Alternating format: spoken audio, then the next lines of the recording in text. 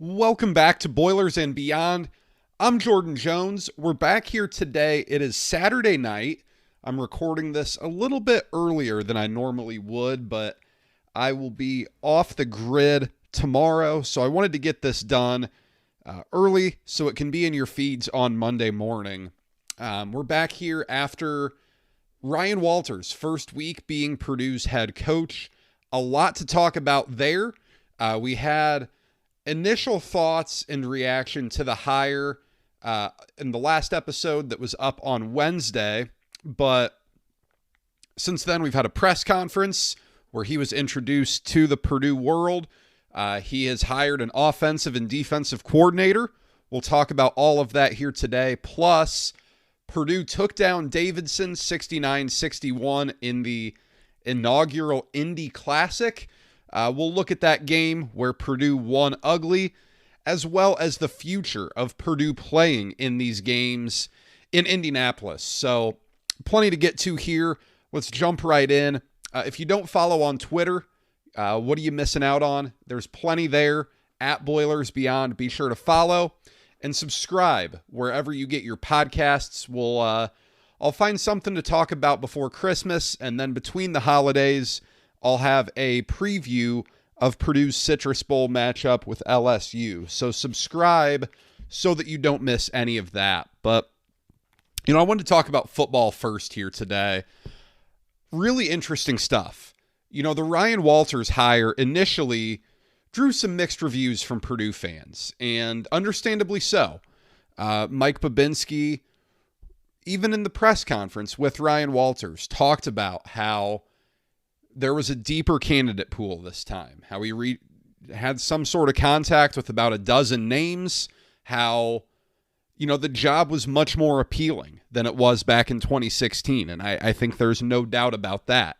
I think it certainly is a more appealing job. But Ryan Walters, a first-time head coach, a defensive guy, a very young guy, I don't know that many Purdue people thought that was the path that Mike Babinski and company would go. But when you heard Mike Berghoff, the chairman of the Board of Trustees, and Mitch Daniels and Mike Babinski all speak before Ryan Walters was introduced at his press conference on Wednesday, they spoke with a great deal of conviction that they got their guy. And that's what you want to hear. You don't, and I say that, you don't often hear athletic directors go up there and say, well, we whiffed on our first three candidates, so we settled on this guy. I don't know whether that was the case for Purdue or not, but it was very clear that Ryan Walters won them over pretty quickly. They spoke glowingly of him. They spoke with very little fear about him. And you heard, I think it was Mike Babinski, say that Ryan Walters gave them the highest ceiling of any candidate they can hire, and that's a great thing. That means they're taking big swings, and ultimately that's what you want to see. If you want the program to keep moving forward and keep growing, that's what you want to hear. You want these swings to be big. It's not easy.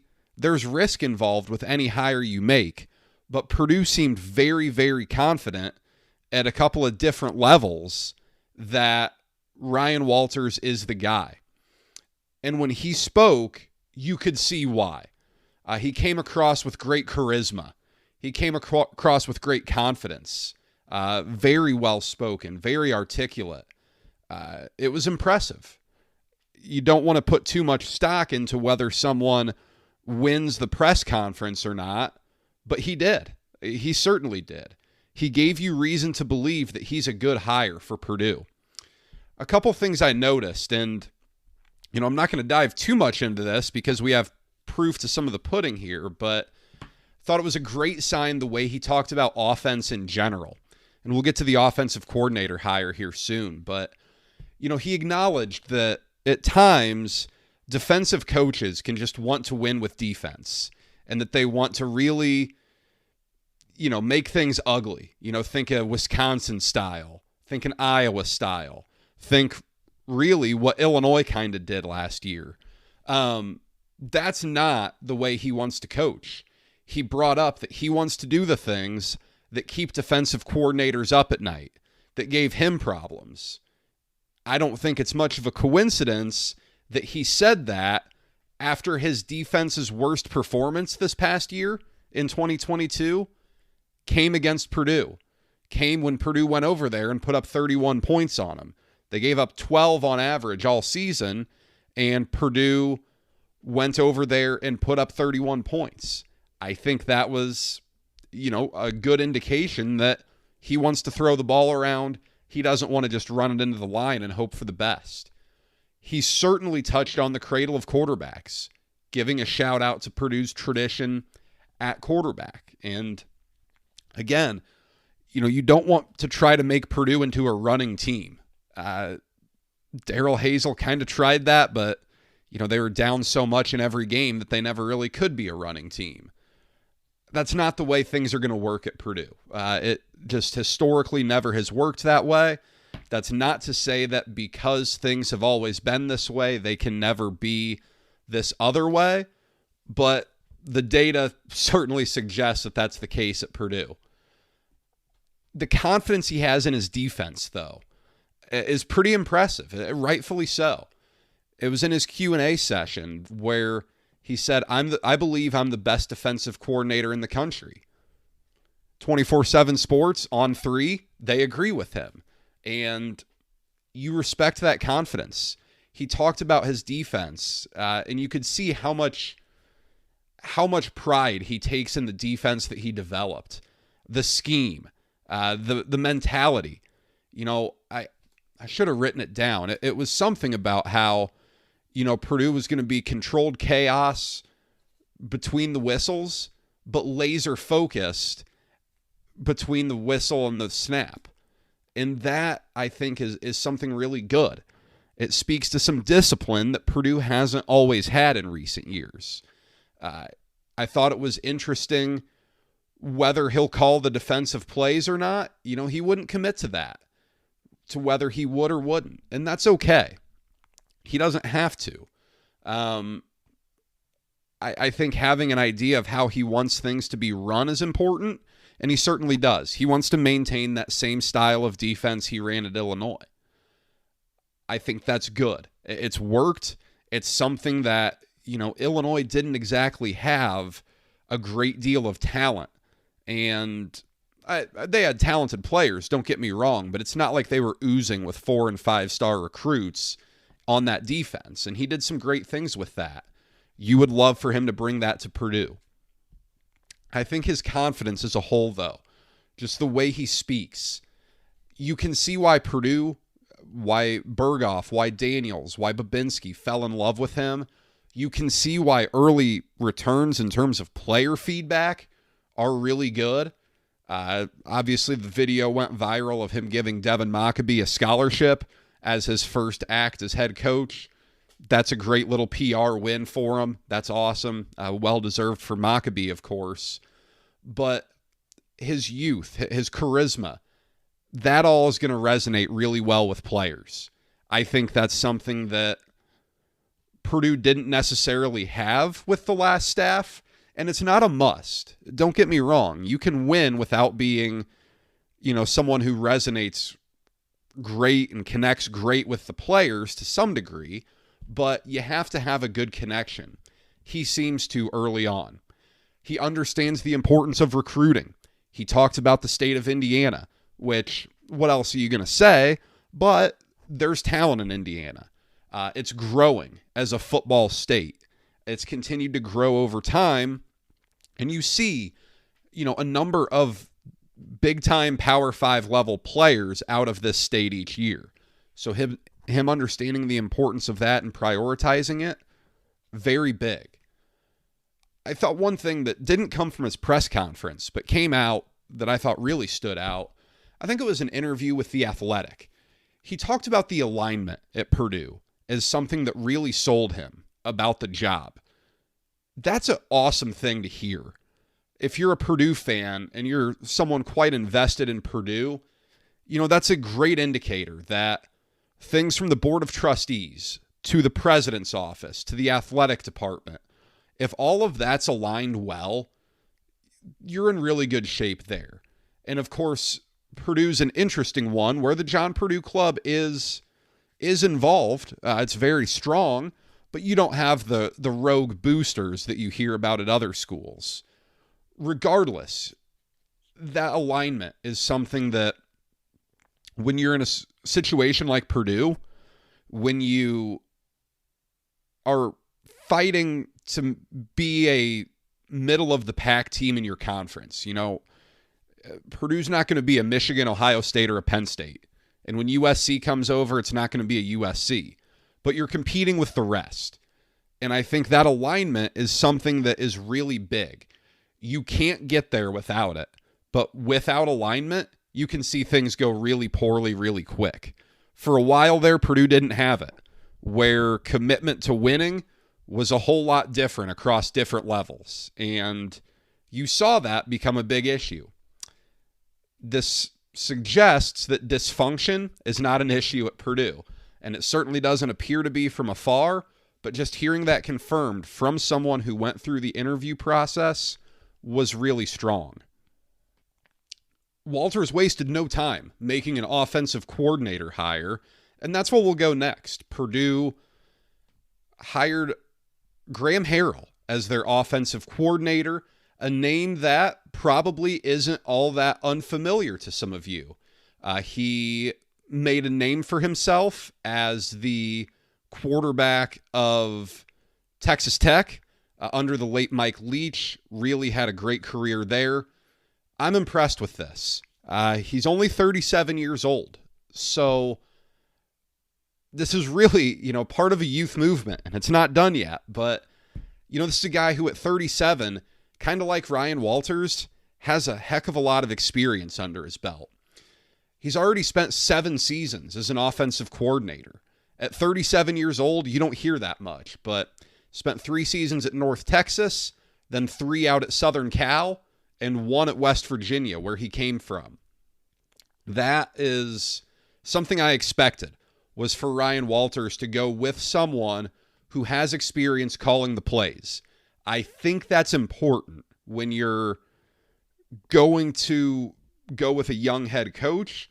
I don't think the age of his coordinators is all that important, but they need to be experienced, and he certainly is. Whether it's a true air raid style or not, that can be debated. I don't know that it's quite a true air raid, but he likes his offenses to throw the ball a lot.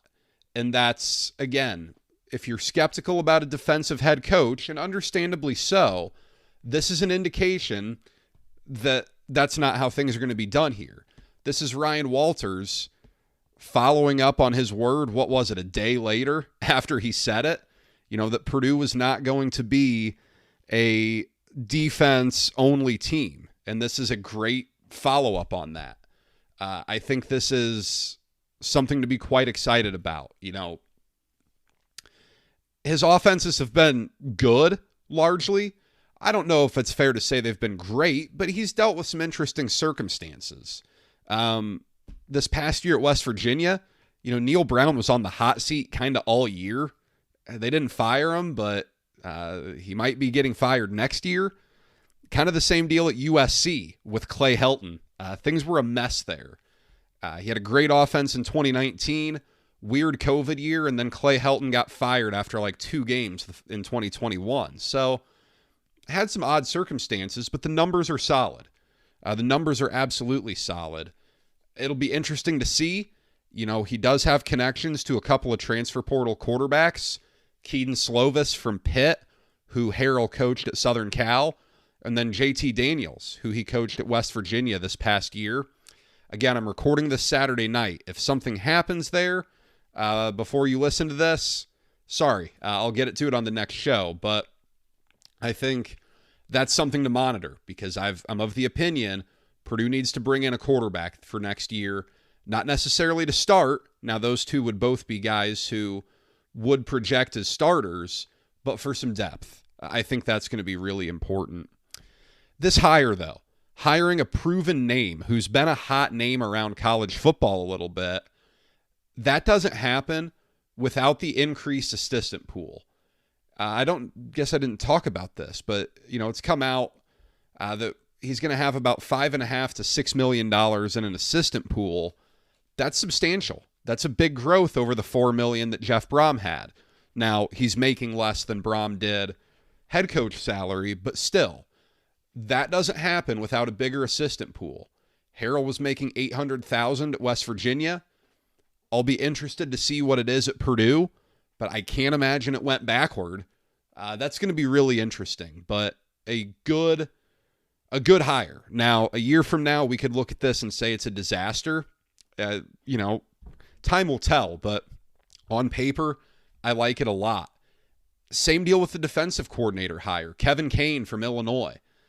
He was the assistant head coach to Brett Bielema there and the outside linebackers coach. Another guy, he's young, he's in his 30s. All three of these guys, Walters, Harrell, Kane, all of them are under 40 years old. So again, a heck of a youth movement here.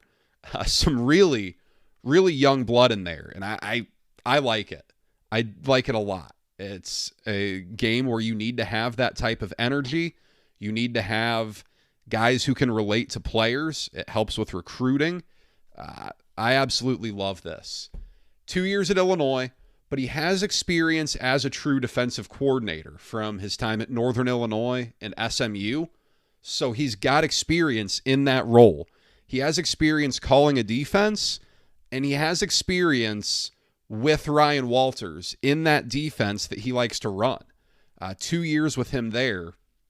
Again, you don't want to read too much into anything, but Walters expressed the importance of having a defensive coordinator he was comfortable with. This certainly indicates it. Kane is someone who, by all accounts, Illinois thought really well of. They thought highly of. He was in contention to be their defensive coordinator after Walters left. A good get for Purdue. He's got a lot of experience at a young age. Same deal. He spent time at Wisconsin as well as Northern Illinois and Illinois. So there's some real Midwest experience there. It's not everything. Graham Harrell certainly doesn't have much Midwest experience, but it's never a bad thing to have it. I don't think it's the end-all be-all the way it used to be, but it helps. One stat I really liked about Kevin Kane is that when he was at SMU, they ranked number 1 in the nation in sacks per game. And that is a philosophy that you have to take if you're going to have an up-tempo offense. You kind of have to have a disruptive defense too, in the sense that you have to take some chances. You can't just sit back and don't beat us deep. We'll let you dink and dunk and, hopefully you make a mistake. That's not going to work.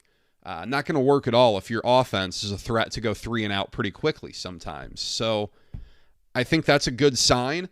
Whether he'll call the defense or not, time will tell. But again, 2 hires down, more will be coming quickly. And so far, I like what I've seen from Ryan Walters a lot. He's not coached a game. He's not coached a practice. He's not done a whole lot, but I like what I've seen so far. An area that's gotten some notice recently, decommitments. Anytime there is a coaching change, they're bound to happen. And as we speak right now, Purdue is at 6 guys who have decommitted from their 2023 recruiting class. The early signing period starts on Wednesday, so it's not out of the question that more guys come there or decommit before then, or guys delay their decisions until February. You don't have to sign on December 21st, but you can. I think, this is certainly notable. 60 commitments is a lot. That's a pretty healthy chunk of Purdue's class, but look, I don't think it's the end of the world here. Something to keep in mind in terms of how roster construction has changed. We talk about the transfer portal a lot, but I think the biggest change that applies here is the rule on initial qualifiers now. There's no limit on how many guys you can bring in one cycle. Before, you could only bring in 25 guys, and you could replace your transfers up to 7. So if you lost 7 transfers or more, you could bring in a total of 32 guys. That 25 plus up to 7. Now, there's no limit. So if this signing class is smaller, so be it. I don't think any of these guys were going to project as instant difference makers. Kendrick Gilbert probably being the most noticeable one, but again, getting on the field as a true freshman on defense, tough to do. Not impossible, but tough to do. If this class is smaller, oh well. The staff is going to have to be active in the transfer portal anyway. I think this roster needs it. I think you need it to be feeling all right about your chances of being a bowl team in 23. And you just need to bolster with some experience. You lose a ton. And then in terms of high school guys, it is still critically important. You can't just win based off signing a bunch of guys out of the portal. I don't think that's going to be a viable way to build a program. You have to have good high school recruiting, good internal development, but there's no limit on what you can take in the 2024 class. So if you have some scholarships to work with, maybe you're not quite at 85, then go use those in the 24 class if you can't fill it up out of the portal. I mean, this isn't, it's not 2023 or bust here. You want to be competitive right away. You want to make a bowl game, but you can roll some of those scholarships over and really hit that 2024 class hard. So we'll keep talking about that moving forward. Certainly something to keep an eye on with early signing day coming up on Wednesday. Turning the page to basketball here. Purdue had the week off, at least during the weekdays, finals week. Got back in action tonight, Saturday night. 69-61 win over Davidson down in Indianapolis. The first ever Hoosier Classic. Look, this game wasn't pretty. This is 2 games in a row now where Purdue has relied on winning ugly, one in spite of some really horrendous three-point shooting. Purdue finished the game tonight 3 of 25 from three-point range. So that's 12%. That's not very good. Credit to Purdue in the sense that, they forced Davidson to struggle a little bit. Davidson didn't exactly shoot the lights out themselves, 39%, 28% from 3. So, not a pretty game at all. Purdue really won this one at the foul line. Purdue 37 free throw attempts to 11 for Davidson. So, again, Purdue used the size advantage quite a bit. Zach Edey, 29 points, 16 rebounds. Caleb First, 12 points, 13 rebounds. Braden Smith, a double-double, 10 points, 12 rebounds. But, as a whole, this wasn't a great performance for Purdue on offense. Defensively, they played really well. They'd lose some guys. They lost some Davidson three-point shooters at untimely moments. But as a whole, I don't know that there was ever really a time I thought Purdue would lose this game, but it wasn't pretty. It wasn't a fun watch. It's remarkable how Zach Edey can come into a game where the team is all out denying him. Davidson did all they could to not let him beat them. They were trying to deny entry passes. They were doubling, forcing it out of his hands. He finishes 9 of 11 from the field, makes 11 of 15 free throws for 29 points. It's remarkable. Just unbelievable stuff there. Caleb First gave Purdue some unbelievable energy in the second half. Purdue did not look good in the first half, and it's not like they, set the world on fire in the second half either, but he got 8 or 10 points really, really quick. He got a bunch of rebounds. This double-double was in the second half alone. Second half, he had 12 rebounds. So, pretty impressive second half from Caleb First. Really strong game for him. But, the story here, I think, is Purdue's three-point shooting. And 3 of 25 here. They were, 6 of 26 or something at Nebraska? So, they're roughly, say, 9 of their last 50 from 3-point range. That's getting alarming. That's getting alarming really quick. Purdue's not been a great 3-point shooting team this year as a whole. Now, it's interesting because this appears on paper to be a good shooting team. You know, Fletcher Lawyer, we know he's a talented shooter, but 2 of 10 from 3 at Nebraska, 1 of 8 against Davidson, and struggling a little bit. Brandon Newman hasn't looked all that comfortable on the offensive end the last couple games. You need him to be a shooter. David Jenkins, same deal. Again, it's tough with him because, as I've said, he's being asked to play a role that really doesn't fit him all that well, but Purdue's got to knock down these shots. Coming into this game, Purdue was shooting 33% from 3 as a team. That obviously went down. I don't know what it is right now, but it's gone down. Teams are going to keep throwing this at Zach Edey. The all-out denial, the take it all away from him, and until Purdue can shoot teams out of that, teams are going to keep doing it, and it's going to keep giving Purdue problems. Credit to Purdue, though, for overcoming that. They started really slow at the free throw line, overcame that as well. So, you know, it wasn't pretty. 19 of 58 from the field, 32.8%. Not good, but Purdue won. They will likely hold on to their number 1 ranking for another week. But yeah, not all that great of a game. The Lawyer Bowl was a little underwhelming, though Fletcher really knocked down some free throws late. Double-double for Foster Lawyer, 11 points, 10 assists, but he didn't shoot all that well. Davidson's a tough little team. Well coached, you know, the McKillop family, incredibly well thought of. First Bob, now Matt, running that program at Davidson. Good program. A game that I don't think you usually like playing these mid-majors that are good. Generally, you know, it's kind of like football. You don't want to schedule good group of 5 teams.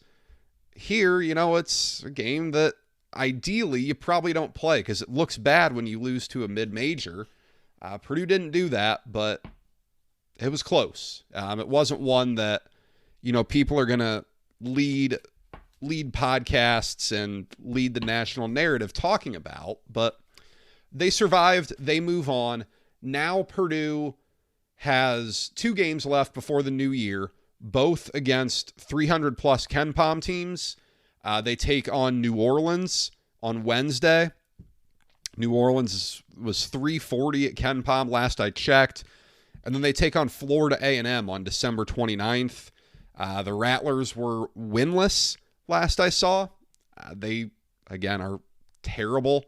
So Purdue should get the chance to work on some of these shooting woes, get back in the positive marks there, and they should be undefeated going to the new year for the first time since 2009-2010, when they were undefeated going into the new year and got that new year started with a bang with an unforgettable win over West Virginia at Mackey. I did want to talk here. Got a couple of questions, but before that, Purdue's future in Indianapolis. You know, this is something that Purdue's longed to do. They've always liked playing a game in Indianapolis around this time. It was the Crossroads Classic. Before that, it was the Wooden Tradition. Purdue's always really valued playing a game in Indianapolis, but I do have some questions about the viability of it. Attendance wasn't great. I wasn't there, but I saw plenty of pictures. The upper deck, the balcony there, it's the dark side of the moon to begin with, but not many people there. Let's see. Is there an attendance for this game anywhere? I don't know that I'll be able to find that, but I would love to find it. Attendance 9,242, so less than half of Gainbridge Fieldhouse was sold. That's worse than I thought, actually. Yikes. So that even further proves my point. You know, unless you can get a strong opponent or a good other game to pair it with, the viability of this is questionable. This turned out to be a close game. Davidson's a good mid-major, as I said, but it's not something that, you get the schedule in August or whatever, and you say, hey, I got to go get tickets for this. I want to see Purdue play Davidson. Not quite that. I don't know who that team would be. I know it's not that simple. Scheduling is not easy. I fully understand that. And if you want to make it an annual thing where you play in Indianapolis, it makes it a little tougher because you can't really sign up for a return trip somewhere. But, again, pairing it with Ball State versus Illinois State, it doesn't move the needle for people. It doesn't move the needle for me. I have a lot of friends who go to these types of games, didn't go to this one. And the attendance certainly reflects that interest wasn't all that there. It'll be interesting to see what Purdue does. Again, it's tough to ask. I did look at tickets out of curiosity, and it's tough to ask season ticket holders who already pay for their seats at Mackey to go spend $74 for a lower level or club level seat to watch them play Davidson in Indianapolis. I don't know. I just don't know where this is going to go. It's something that I think is a good idea, of course. You want to maintain that Indianapolis presence. It's probably cool for players to play in an NBA arena. I don't really have great pulse on what's cool for players, but it can't be a bad thing. But without a big opponent or without a setup like the Crossroads where you could have 4 fan bases, in reality mostly 2, but 4 fan bases trying to fill it up, then it gets a little easier. But without that, it's rough. We'll see what happens moving forward, but just something to keep an eye on because that attendance number was really, really poor. Couple of questions here. I got a DM from one of you. Thank you. My DMs are always open. Always look forward to hearing from you all. With all the roster turnover in college sports now, is it time to get rid of preseason rankings? Example, UNC was ranked number 1, now sits at unranked. At the time of recording, they beat Ohio State. Maybe they'll get back in. I don't know. But Purdue was unranked in the preseason and is now sitting at number 1. Yes and no to this. Preseason rankings are what you make them. They're an entertainment thing. I think with college basketball especially, I think they are probably a good thing because it adds to the intrigue of the early season a little bit. It's no secret that basketball in November is rather tough going up against football. That's why, I'm recording this on Saturday. This was really the first big blockbuster day of the season because you can't really compete with football Saturdays. It doesn't work. You had some of those MTEs, but even you saw the Phil Knight legacy that played Thursday, Friday, Sunday to avoid a college football Saturday. So, it helps generate interest. They don't mean anything, especially in basketball. Again, you have 4 full months of the regular season where these data points work themselves out. Teams can fluctuate really well, but in basketball, it works itself out easily. I think the same in football generally. Fewer data points, but again, things work themselves out. A&M fell out pretty quick on their way to, where'd they go, 4-8, 5-7? Things work themselves out pretty good. It's not like it's something that the NCAA tournament committee values. They don't even look at it. They look at the net. So I don't think it's time to get rid of them, but I think taking stock in them is kind of a fool's game unless you're just looking for excitement. And this was a good one. The story of the summer was Nigel Pack choosing Miami over Purdue, $800,000, yada, yada. You know the story. But how different would this team be with him? Would Smith or Lawyer be behind him on the depth chart? Would it affect team chemistry? It'd be a lot different. That's for sure. For starters, David Jenkins Jr. probably wouldn't be on the team. He was kind of added as a last resort after Purdue missed on a couple of guys. That's not to say they didn't want Jenkins, but all is fair here. Purdue didn't necessarily prioritize him right away. But yeah, I mean, he'd absolutely be a starter. Let's not act like Nigel Pack's not a quality player here. He certainly is.